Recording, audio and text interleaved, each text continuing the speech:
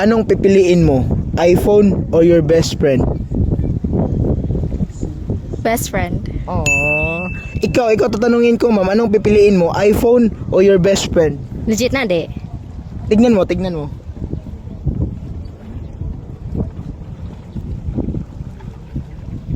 iPhone. Anong pipiliin mo? iPhone or your best friend? Totoo ba to? I-check mo.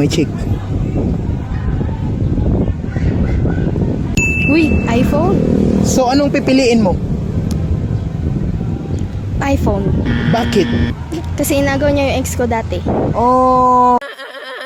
Emotional damage.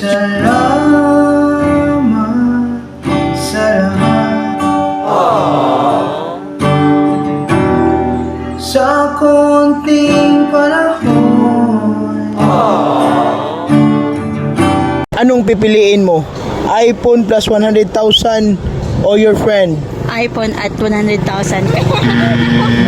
Bakit? Kasi hindi pa ako nakaranas ng iPhone.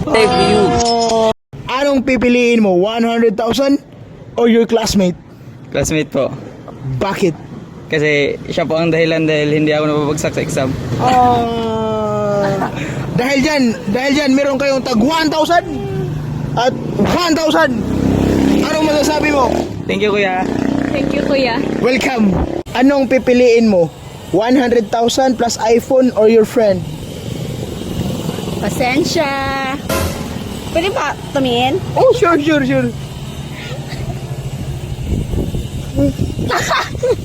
So, anong pipiliin mo? Ito na lang, kuya. Eh! Emotional damage. Salamat sa lahat. Sa konting Anong pipiliin mo? iPhone or your best friend? Totoo ba yan? I-check mo. Go. Wow. So, anong pipiliin mo? iPhone, syempre. Plastic yan eh. Emotional damage. Anong pipiliin mo? 100,000 or your best friend? Sorry friend, pero yung pipiliin ko po kuya is yung 100k kasi napaka-plastic po niya. Emotional damage. Excuse me, ma'am. Pwede magtanong? Yes po. Gusto mo ba ng 1,000 pesos? Oo. Okay, for 1,000 pesos, ilan ang 9 sa 1 to 100? 10? Mali! Ikaw, gusto mo ba ng 1,000 pesos? I-comment ang tamang sagot sa comment section.